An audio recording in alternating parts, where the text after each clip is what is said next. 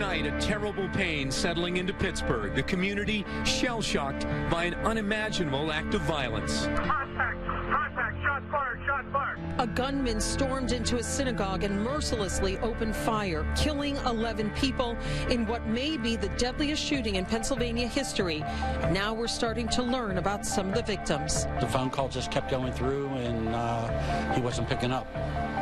So we had an idea something was going on. The carnage bringing hardened members of law enforcement nearly to tears. Today, the nightmare has hit home here in the city of Pittsburgh.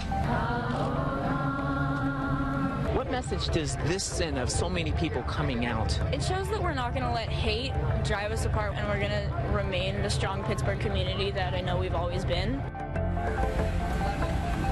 As hundreds of people came together in tonight's rain to show hate will not win in the Steel City, the thoughts and prayers of the nation are now descending upon Squirrel Hill.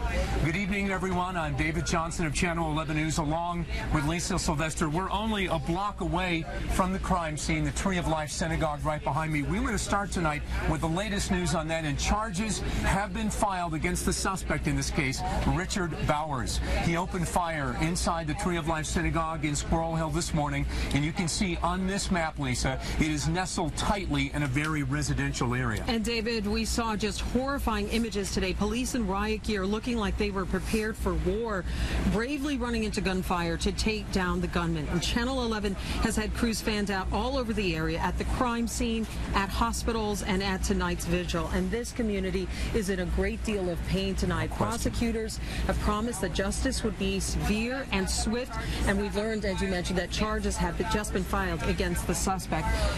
And for the very latest on that, let's go live back in the studio, and Channel 11's Rick Earl, who got word on the charges late tonight. Rick, take it away. Yeah, David, that's correct. The U.S. Attorney's Office reached out to me first with that list of charges, and they're pretty detailed. We want you to take a look at them right now. Robert Bowers is facing 11 counts of obstruction of exercise of religious beliefs resulting in death, 11 counts of use of a firearm to commit murder during and in relation to a crime of violence, 4 counts of obstruction of exercise of religious beliefs resulting in bodily injury to a public safety officer, and 3 counts of use and discharge of a firearm during and in relation to a crime of violence. Of course, we've been digging into Bowers' past and his ties to a controversial website that's now denounced any affiliation with the suspect. I'll be back with that report in moments. All right, Rick, thank you very much. I'm going to make a quick correction. I believe I said Richard Bowers. It is Robert Bowers, the suspect, and right now he is under guard at the Allegheny General Hospital. He was wounded in a shootout with police today, Lisa. That's right, David, and we can tell you that federal agents are searching his Baldwin apartment. We saw members of the ATF and the bomb squad. And tonight, the world, Lisa, is reacting to today's tragedy. People held candles and said prayers outside the White House. And the Jewish community came together in Philadelphia and in Israel. Tel Aviv's municipal building lit up to look like the Israeli and the American flags. Tonight, President Donald Trump saying that he will visit the Tree of Life Synagogue in Squirrel Hill. Now, those details, though, are still being worked out at this point in time. And Lisa, we've been talking all day long as our coverage has been taking place here, and just a few blocks away. People have been coming to our live locations. People have been hugging, and tears have been shed, and they're trying to come together as a community. A major vigil was held tonight, right in the actually in the business district of Squirrel Hill. Let's take a look at that right now. Singing, chanting, and prayers tonight in Pittsburgh. Hundreds gathered to honor the victims of the deadly attack at Tree of Life Synagogue.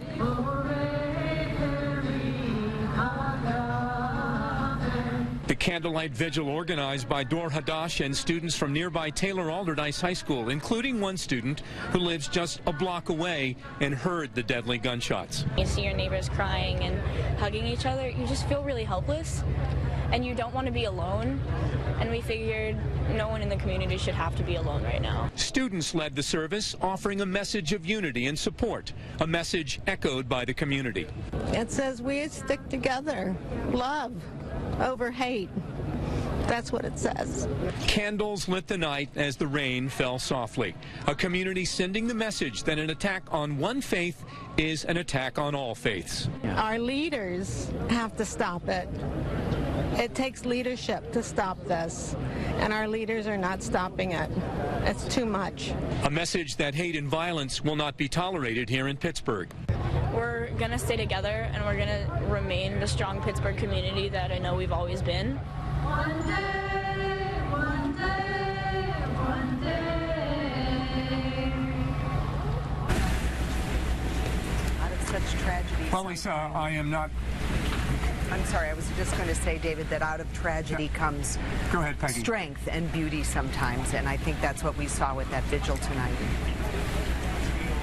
Yeah, one of the things that struck me is even before the vigil, we saw a number of families. These weren't just adults, but people were bringing their children to this vigil. And it was a very powerful message as we saw people walking along the street to the location of the vigil, which is just a few blocks away from where we're standing. Yes, indeed. And Peggy, I'm sorry I interrupted you there. I was just going to say that I'm not surprised by how well that was attended tonight. The spirit of this, as you know, I live in this community. I'm a member of the Jewish community, and it's a great ecumenical community as well. So it wasn't just a community of the members of the synagogues there tonight. It was, you know, Catholics and Protestants, so many others coming together, say that hate will not win, and we stand with you, Jewish community, and we will stand against hate. So this did not surprise me, the spirit of what we saw in that vigil tonight. Yeah, and I should just mention really quickly, you can see that there's still police presence here outside the synagogue. We are now going into hour 12, I guess, at this point, since this incident began, and you can see that police officers are still here. They are going to be here for quite some time, David. They are, and there was another vigil I'll quickly mention, and we may have video of this later on Channel 11 News. Some Orthodox rabbis and other members of the Orthodox community, after sundown, they can't use devices like this during Shabbat, no electronic devices, so immediately after sundown, they were aware of what happened. They started texting each other, and they came together right in front of the synagogue, and it was about 50 or so. It was a very moving moment. They had prayers, and I think we have some video that we're going to get to that later. But that's the sort of thing that's been going on here. Impromptu gatherings here and there, the vigil you saw before, and it's, again, still an utter shock to the people who live here that this happened here. And I think it really goes to show when the worst of humanity shows itself, the best of humanity shines through. And when everybody has said about seeing so many people out there in Squirrel Hill tonight for that vigil is just, that is what Pittsburgh is about. All the love and support, that's really what it's all about. All right, guys, thank you very much. Our hearts go out tonight to the families of the 11 people who were killed, as well as the 6 others were hurt, including 4 police officers. And one of those surviving victims is Daniel Leisure. Our Trib partners spoke with his brother tonight. He says bullets hit the 70-year-old in the chest, but doctors are cautiously optimistic that he will pull through. But there are 11 families grieving tonight and an entire city grieving with them. Channel 11's Rick Earl is back with us again in the studio. And Rick, I know late tonight you spoke with a man who believes his uncle is among the dead. That's right, Peggy Gordon. Stephen Halley told me tonight that his uncle went to the synagogue this morning, and while they have not been officially notified of his death, they presume he is one of the 11 dead. Now, I spoke with Halley around 8 o'clock this evening. He told me that his uncle, Daniel Stein, who's in his 70s, this is a picture of him. He says he was retired from plumbing sales and lived in Squirrel Hill with his wife and went to the synagogue every Saturday morning. He was attending services today at the synagogue, and like he does every Saturday. And next thing we know, there's texts going around about a active shooter in Squirrel Hill at the Tree of Life Synagogue, and we couldn't get a hold of him. So when were your worst fears confirmed? A couple hours later, when there was the phone call just kept going through, and he wasn't picking up. So we had an idea something was going on. Tell me about him. What's he like? What was he like? He was a great guy. He went down to Florida with me last month to help pack up some stuff. He was a fun guy. He had a dry sense of humor, and everybody loved him. There wasn't one person that didn't like him in the community. Now, Halley told me his uncle was an active member of Tree of Life. He leaves behind a wife, 2 children, and a grandson. And he says this evening the family is in shock. Oh, that's just heartbreaking, really heartbreaking. And Rick, the family has not been notified yet. Do we know if any families have been notified yet at this point? We don't know if they've been notified at this point, but you heard Stephen Haley there tell me that he has not been notified. And it was so sad to hear his story recounting when they talked about the cell phone, and it just kept ringing and ringing, and he went to the synagogue, and he hasn't been heard from since. And I know that there's a press conference tomorrow morning. I believe the medical examiner is going to be there, and that's when they tell us they're going to give us more information on the victims? Yeah, absolutely. That's when we hope to learn more about the victims, and we also hope to get the criminal complaint detailing what happened this morning, the charges against the suspect, too. And also, authorities tell us that the suspect had 4 guns when he stormed into that synagogue this morning. My law enforcement sources confirmed to me that he had an assault rifle and 3 handguns. We're working right now to find out if he had a license for those handguns, and law enforcement sources again telling us that it was an AR-15, which is a semi-automatic assault rifle, a 9mm handgun, and then 2 other guns that he had with him. He opened fire, of course, in the synagogue, killing 11 people. As he was leaving, a Pittsburgh police officer stopped him, and then he retreated inside the building and, of course, was taken into custody by SWAT team members a short time later. All right, Rick, thank you very much for your reporting on this. Tough day for all of us and for the entire city. Soon after the shooting, police focused their attention on Robert Bowers' home in Baldwin. Channel 11's Courtney Brennan has been there all day and night. And Courtney, so have investigators, and I know you spoke with one of Bowers' neighbors. Yeah, Peggy, that's right. So it's still a very active scene tonight. I'm going to step out of the way. You can still see federal authorities here inside the apartment complex of suspected gunman Robert Bowers. They're gathered in a hallway which we believe leads to Bowers' front door. In the last hour, we spoke to Bowers' next-door neighbor. He told us that he never got any outwardly signs or indications that Bowers was vengeful, hateful, or violent. The most terrifying thing is just how normal he seemed. Late tonight, Channel 11 spoke with Chris Hall, the next-door neighbor of the suspected gunman in the synagogue massacre. He said that Robert Bowers moved into this apartment 2 years ago and told his fiancée that he was a trucker. He kept to himself. He would smoke his cigarettes in his car, go for a drive, and then be back at odd hours. This is the latest video of investigators searching Bowers' apartment on McNulty Road in Baldwin. We saw investigators walking in and out of a hallway believed to lead to Bowers' front door. The people living in the 10 other apartments were evacuated around 1 this afternoon when ATF descended on the complex to see what Bowers had left behind. Officers told us to evacuate, that there might be explosives. No explosives went off, but federal authorities did gather quite a bit of evidence from this apartment. Hall is still trying to process how this man he would say hello to is now an accused mass murderer. I wish I knew. I wish I knew what was going on inside his head. Maybe something could have been done. I don't know. And back here live tonight in Baldwin, we do expect these federal authorities to be on scene for the next several hours. And then we have been told that local Baldwin police officers will keep watch, will be stationed here so that no one gets into that crime scene. That is the very latest. Live from Baldwin this evening, I'm Courtney Brennan for Channel 11 News. Hey, Courtney, I know you talked to officials out there in Baldwin who said they really had no interaction with him, but earlier tonight you were at a different location, a former address in Dormont, and they seem to give an indication that they had some run-ins with him. Yeah, you're absolutely right, Gordon. So this guy, Bowers, he had like 7 different addresses in the Pittsburgh area, and we drove personally to about 4 of them. So he seems to have moved quite frequently when he lived here. He did live in Dormont in 2004. We were down there. We talked to people in that community who recognized him, and then I talked with my police sources in Dormont who definitely had interactions with him, definitely knew of him. They didn't want to go into detail because they didn't want to somehow affect or impact the investigation that's going on now, but he was known to Dormont police when he lived there back in 2004.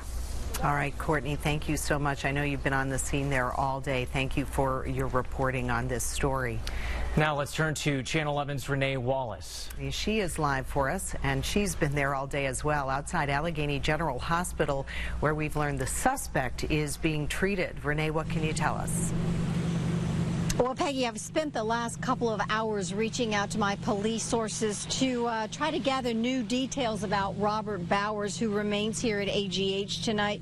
He was brought into the emergency department but was moved to one of the upper floors since. And during that time, the hospital was put on a heightened security status. Since that time, though, we've seen police presence really ratcheted down here. Now, I can tell you that Bowers, I am told, was already interviewed at least one time by the FBI. He was alert, he was talking, and from what my sources are telling me, get this, not the least bit remorseful. In fact, he appeared to be, and what I'm told, was a good mood. We're told Bowers, though, was shot several times. Again, he's in the trauma unit and he's under heavy guard. Here is what the public safety director had to say about his condition.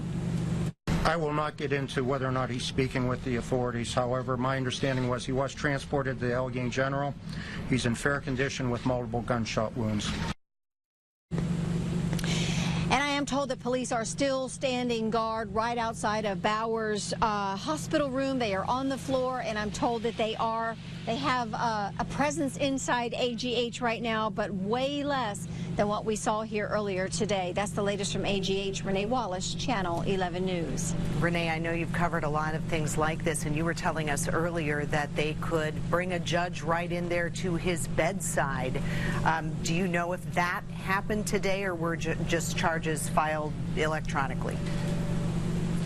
Right. I don't have that confirmed, and there's no way for us to know here outside the hospital whether or not that has happened, because we see a lot of police vehicles and unmarked vehicles come and go here. So, but yeah, that has happened many times in the past that I've heard of. When you have a heinous crime and the suspect is wounded or is in the hospital, they'll bring a judge in, and you can bet that plenty of judges, probably in this case magistrates, would be willing to go into the hospital. But yeah, they can be arraigned, and they have been arraigned right there in their hospital room.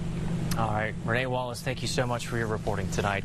Now we are turning our focus back to Squirrel Hill, where the mourning continues tonight. And David and Lisa are back with us live, and I understand that you're not only hearing from people in the neighborhood, but you're hearing from the people who serve the neighborhood and its citizens, some of the council people there. That's right, Gordon and Peggy. I'm here with Corey O'Connor and Erica Strasburger. Now, you both split the district, is that right? And you live right in this area. Yeah, we both do. You know, grew up here. This is our community, and when something like this happens, it scares you. And I think right now the whole community's in shock, and we're just all trying to get together and solve this problem and move the neighborhood forward. People always say it can't happen in my neighborhood, it can't happen in my district, on my street, but it has now. What's the impact and what's going through the hearts of the people who you've spoken to today? Well, I think it's a mix of emotions. For some people, it's surreal. They're still in shock. It hasn't quite sunken in yet. For others, it's a mixture of sadness, anger, and, you know, this is Mr. Rogers' neighborhood. This is a safe neighborhood that people is incredibly diverse. People feel welcome here. There are people who have lived here for generations upon generations, and there are people who have lived here just a couple of months and feel welcome. And so I think for a lot of people, it is incredibly surreal. Now, what have you learned about the victims? And I'm sure you can't necessarily share names or what you're hearing. They have not officially released any names, but what have you been hearing so far? I think we, like the rest of the neighborhood, are going to be in for some people that we know. And I think that's the hardest part. In such a close-knit community, you're going to know people. And I think that's the biggest issue that we're going to see in the next couple days, is just the mourning that's going to happen in this neighborhood. But at least with the vigil tonight, a couple others that were going on, this neighborhood is not going to be scared, and we're not going to be intimidated, and we're going to come together. It's going to make us even stronger. I want to talk about that, you know, the vigil, and about this idea that prayer and hope and goodness and light, you know, always will beat out anything negative and this pain and this tragedy. Is that what you're seeing in your community as you walk and talk to people? I think the 1,000 people who turned out in Squirrel Hill for a vigil that was organized just today by Alderdice students is an incredible testament to that fact. We will not be divided. Squirrel Hill, like you said, is a close-knit community, and it's strong. Its strength comes from its diversity. I really do believe that. I think that if the perpetrator was looking to divide us, he's doing the exact opposite. It's going to bring us closer together as a community, certainly within the Jewish community and within Squirrel Hill and Pittsburgh overall. And Corey, do you have any idea why he chose that particular synagogue? We're just hearing rumors that there were some connections, that he saw something online that infuriated him. But if you live in Squirrel Hill or you've been here, I pulled up and my cousins were walking to shul 2 blocks away.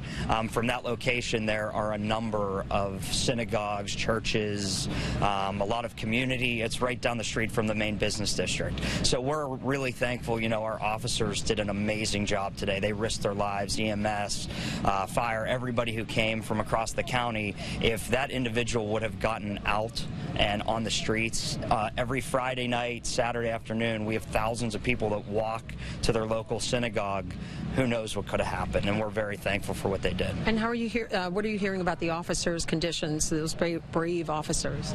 First of all, I have to say that they are incredibly heroic. I'm sure we're going to be hearing more about just how heroic they were in the moment, running towards gunfire to save people.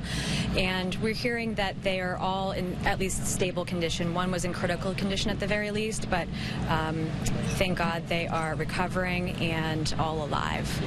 What do you think in terms of, as lawmakers, what would you like to see, either on the local level, on the state level, on the federal level? I'll ask both of you this question, but how do you prevent something like this? Is there a legislative fix for this? There has to be. I think, you know, at this point in time, cities, you know, the federal and state are not giving us the support we need, and this is going to be a public health issue. I mean, we see this all across the country, and at this point, cities need to band together and stop this, and do whatever we have to stop it. It's enough. If it wasn't enough 10 years ago, it's definitely enough. And now when it hits you at home in Pittsburgh, where we're not afraid to fight, we're going to do that. And, you know, we'll work together as legislators with the mayor, with our council, who have been very supportive today, and we're going to do something. Okay. What about you? What do you have to say, Eric? Unfortunately, there are absolute limits to what the city of Pittsburgh can do, but I agree with Councilman O'Connor. We have to do something. And the tone of the rhetoric nationwide has to change. Just because someone might have a different opinion than you do doesn't mean you can hate them, doesn't mean that you can perpetrate acts of hate upon them. We need to come together as a country, and I know that's easier said than done, but we absolutely have to stop this hateful rhetoric that is fueling the fire here. All right, thanks to both of you for coming over and talking with us tonight. You know, as you heard, there were a lot of heavy hearts, but there were also a lot of bright spots. The students from Alderdice coming together to form that vigil. 1,000 people, a spur-of-the-moment vigil, came together to celebrate and to say that, you know, we are more than just hate. We reject hate, and that they are embracing other values. They're embracing love. And I think that's going to be something that we're going to hear about in the coming days. But another thing that we just heard is, you know, a lot of people are going to be looking and saying, how do you keep this from happening again? And I know that that is a question. It seems like every time we have one of these incidents, people will ask themselves, is there more that can be done to stop this kind of violence? And I think those discussions will be starting in earnest, even starting tomorrow. Gordon and Peggy? Lisa, I know earlier tonight there were a number of people who were bringing flowers out to the synagogue, almost creating a makeshift memorial out there. Are people getting any access to that area, or is that all still closed off by police? The area directly in front of the synagogue, which is behind me, I don't know if you can see, but there's actually a barrier here, and then you can see the police car, and then further back. That area is still closed off to the general public. And so there are people, and where the site of the vigil, there were a lot of people, in fact, who were bringing flowers. But the area right in front of the synagogue still remains, as you can see, closed off because it is still an active crime scene. And you know, as you well know, Gordon and Peggy, in these kind of situations, it will take hours for them to process the scene. And so even 12 hours later, it doesn't surprise me that they are still here. But I suspect, you know, that you will start seeing, once they do actually clear the street in front of the synagogue, I'm sure there will be a lot of people bringing flowers, but we did see a lot of that, flowers and candles, at the site of the vigil earlier. I'm sure that's going to grow and grow over the days to come. Lisa, thank you very much for your reporting on scene there. We'll check back in with you later. We're getting word tonight that President Donald Trump has now ordered all flags nationwide be flown at half-staff. Governor Tom Wolf made that declaration earlier this afternoon. But again, President Trump asking that all flags be flown at half-staff. We got word today that he is going to be making a trip to Pittsburgh. He is at a rally this evening in Illinois. He said he questioned whether or not he was going to continue on with that rally, decided that terrorist actions like these should not deter him from carrying out daily activities, things that we would normally do, carrying out our normal lives. So he is carrying on with his rally tonight, but he is going to be coming to Pittsburgh, we are told. We do not yet have a date or location as far as when he's going to be arriving. And I think that it was good that he ordered the flags. I think people are looking to Washington. They're looking for guidance. They're looking for some solace and some leadership there, and I think that was a very good move. And this evening, people of all faiths coming together to mourn the loss of life. Channel 11's Aaron Clark covered tonight's interfaith vigil for us. And Aaron, obviously a tremendous sense of sadness, but also we're seeing a lot of hope now. Yeah, Peggy, at that interfaith service that happened right across the street at the Sixth Presbyterian Church, there was an incredible sense of calm and peace, despite what I think is safe to say, the pain that so many people are feeling right now. Now, as you can see from this video we're showing you, there were people from all walks of life who are hurting because of this tragedy. They came together at that interfaith service that started at 6 o'clock. It was quickly organized by community leaders and faith leaders who wanted to do something to show that the shooting this morning does not represent Pittsburgh. We don't want to respond to hatred with more hatred, and the anger that this, instills within our hearts is negative. And let's come together in a loving way, an embracing way, and make sure that we come together in solidarity. Now, we were told by that group that they have already raised $15,000 for the families of the victims, and they do plan other events in the coming days. Reporting live from Squirrel Hill, Aaron Clark, Channel 11 News on Fox 53. All right, Aaron, thank you very much. Channel 11's Marlisa Goldsmith tonight is live at UPMC Presby. Yeah, she's working to get more information on the shooting victims for us tonight. Marlisa? Yeah, not too long after that shooting happened, Channel 11 had a crew stationed right here in front of UPMC Presby, watching those doors of the emergency room very closely and waiting to learn more about the condition of the patients. Channel 11 learned shortly after the shooting happened at the Tree of Life Synagogue, 3 UPMC doctors with expertise in emergency medical services were sent out to the scene to help with triage. Patients were then transported to a total of 3 different facilities for medical assistance. 4 people came right here to UPMC Presby. 1 went to UPMC Mercy, and another went to Allegheny General Hospital. We had a chance to speak with the chair of UPMC Emergency Medicine a little bit earlier to get the status of some of the injured. Take a listen. A 55-year-old officer was also seen who had multiple extremity wounds, went to the OR again for repair and cleaning of those wounds. And then finally, another officer had essentially soft tissue injuries and grazing and was having a complete evaluation, looks to be doing fine now. Another officer went to UPMC Mercy, had an extremity injury that required intervention and evaluation in the operating room. Again, that officer is doing fine. While the injured victims continue to recover, we will be working overnight to get another status update on those victims. And just as soon as we learn how they're doing, we'll be sure to let you know. Reporting live from UPMC Presby tonight, I'm Marlisa Goldsmith, Channel 11 News. All right, Marlisa, thank you so much. So far, good news on those recovering from their injuries. We are continuing tonight to learn more new information about the shooting suspect, Robert Bowers. Channel 11's Rick Earl is live after digging into one particular social media website that Bowers used. Rick? Yeah, Gordon, Robert Bowers reportedly frequented a social media site called Gab. And here's why that's noteworthy. Gab describes itself as a place for those who believe in free speech, individual liberty, and the free flow of information online. Now, because the site does not police hate speech, it has become a popular forum for far-right extremists. Gab is still operational right now, but has pulled Bowers' account and said it contacted law enforcement immediately.